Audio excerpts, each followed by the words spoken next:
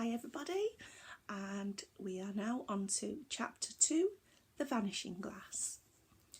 Nearly 10 years had passed since the Dursleys had woken up to find their nephew on the front step, but Privet Drive had hardly changed at all. The sun rose on the same tidy front gardens and lit up the brass number 4 on the Dursleys' front door.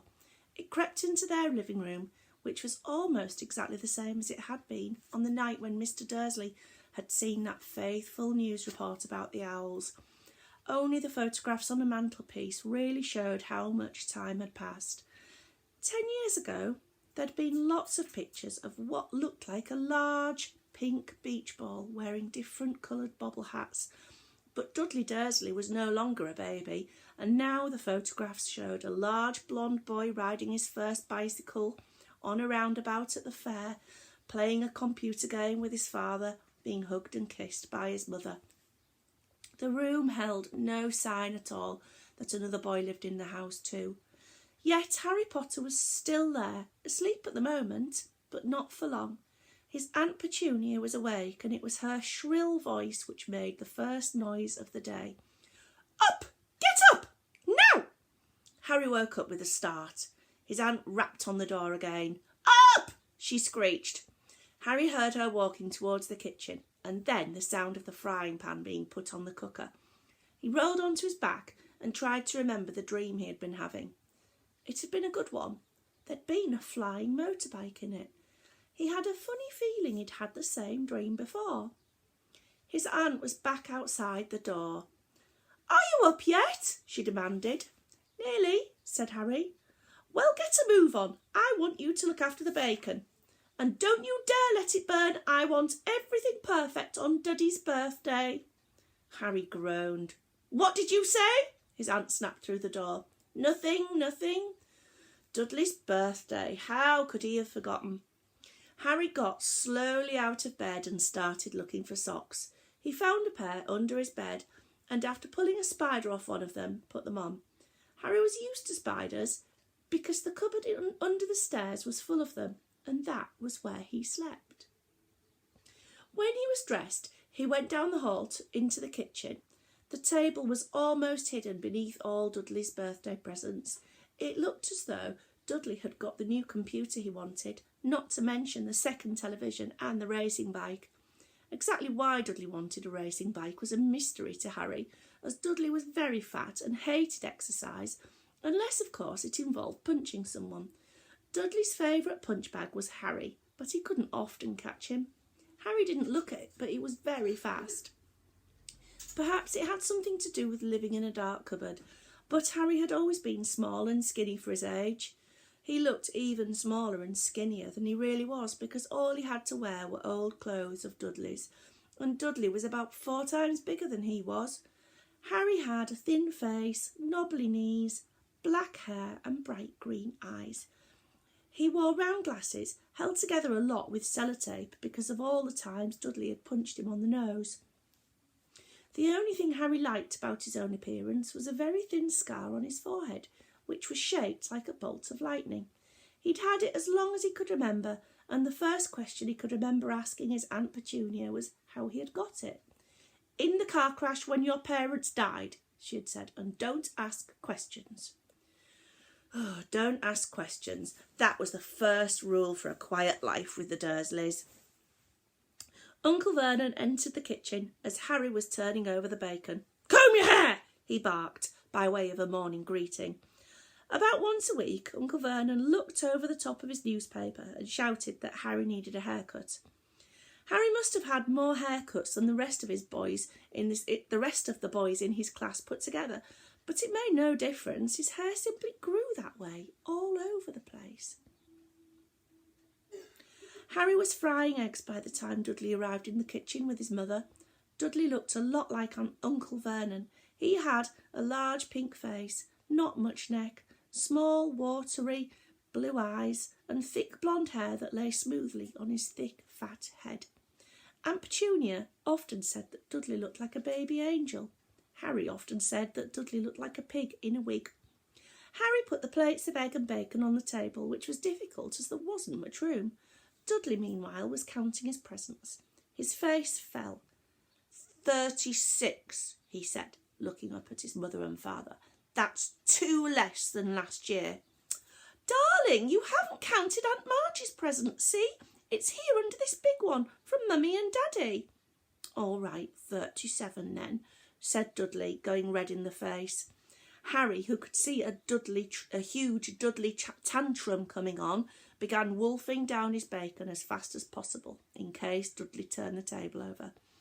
Aunt Petunia obviously scented danger too, because she said quickly, "And we'll buy you another 2 presents while we're out today. How's that, Popkin? 2 more presents? Is that all right?" Dudley thought for a moment. It looked like hard work. Finally, he said slowly, "So I'll have 39 sweetums," said Aunt Petunia. "Oh." Dudley sat down heavily and grabbed the nearest parcel. "All right then." Uncle Vernon chuckled. "Little Tyke wants his money's worth, just like his father. That's a boy, Dudley." He ruffled Dudley's hair. At that moment the telephone rang, and Aunt Petunia went to answer it, while Harry and Uncle Vernon watched Dudley unwrap the racing bike, a cine camera, a remote-controlled aeroplane, 16 new computer games and a video recorder.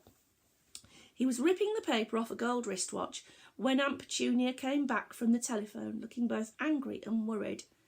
"Bad news, Vernon," she said. "Mrs. Figg's broken her leg. She can't take him." She jerked her head in Harry's direction. Dudley's mouth fell open in horror, but Harry's heart gave a leap. Every year on Dudley's birthday, his parents took him and a friend out for the day, to adventure parks, hamburger bars or the cinema. Every year, Harry was left behind with Mrs. Figg, a mad old lady who lived 2 streets away. Harry hated it there. The whole house smelled of cabbage, and Mrs. Figg made him look at photographs of all the cats she'd ever owned. "Now what?" said Aunt Petunia, looking furiously at Harry, as though he'd planned this.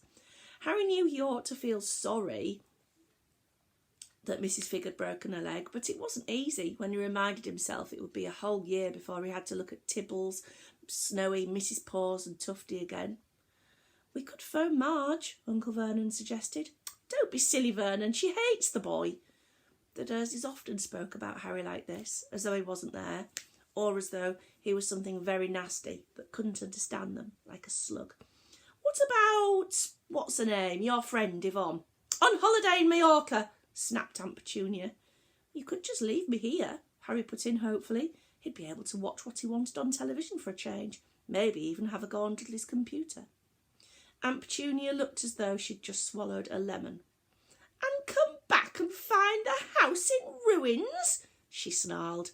"I won't blow up the house," said Harry, but they weren't listening. "I suppose we could take him to the zoo," said Aunt Petunia slowly, "and leave him in the car." "The car's new. He's not sitting in it alone." Dudley began to cry loudly. In fact, he wasn't really crying. It had been years since he'd really cried, but he knew that if he screwed up his face and wailed, his mother would give in and give him anything he wanted. "Dinky Diddy Dums, don't cry. Mummy won't let them spoil your special day," she cried, flinging her arms around him. "I don't want him to come," Dudley yelled between huge pretend sobs. "He always spoils everything." He shot Harry a nasty grin through the gap in his mother's arms. Just then the doorbell rang. "Oh, good Lord, they're here," said Aunt Petunia frantically, and a moment later Dudley's best friend, Piers Polkiss, walked in with his mother. Piers was a scrawny boy with a face like a rat. He was usually the one who held people's arms behind their backs while Dudley hit them. Dudley stopped pretending to cry at once. Half an hour later, Harry, who couldn't believe his luck, was sitting in the back of the Dursleys' car with Piers and Dudley on the way to the zoo for the first time in his life. His aunt and uncle hadn't been able to think of anything else to do with him, but before they'd left, Uncle Vernon had taken Harry aside. "I'm warning you," he said, putting his large purple face right up close to Harry's. "I'm warning you now, boy. Any funny business, anything at all, and you'll be in that cupboard from now until Christmas." "I'm not going to do anything," said Harry, "honestly." But Uncle Vernon didn't believe him. No one ever did. The problem was, strange things often happened around Harry, and it was just no good telling the Dursleys he didn't make them happen. Once, Aunt Petunia, tired of Harry coming back from the barber's looking as though he hadn't been at all, had taken a pair of kitchen scissors and cut his hair so short he was almost bald, except for his fringe, which she left to hide that horrible scar. Dudley had laughed himself silly at Harry, who spent a sleepless night imagining school the next day, where he was already laughed at for his baggy clothes and sellotape glasses. Next morning, however, he got up to find his hair exactly as it had been before Aunt Petunia had sheared it off. He had been given a week in his cupboard for this, even though he tried to explain that he couldn't explain how it had grown back so quickly. Another time, Aunt Petunia had been trying to force him into a revolting old jumper of Dudley's, brown with orange bobbles. The harder she tried to pull it over his head, the smaller it seemed to become, until finally it might have fitted a glove puppet, but certainly it wouldn't fit Harry. Aunt Petunia had decided it must have shrunk in the wash, and to his great relief, Harry wasn't punished. On the other hand, he'd got into terrible trouble for being found on the roof of the school kitchens. Dudley's gang had been chasing him as usual when, as much to Harry's surprise as anyone else's, there he was, sitting on the chimney. The Dursleys had received a very angry letter from Harry's headmistress, telling them that Harry had been climbing school buildings. But all he'd tried to do, as he'd shouted at Uncle Vernon through the locked door of his cupboard, was jump behind the big bins outside the kitchen doors. Harry supposed that the wind must have caught him in mid-jump. And we'll leave it there for today. See you soon.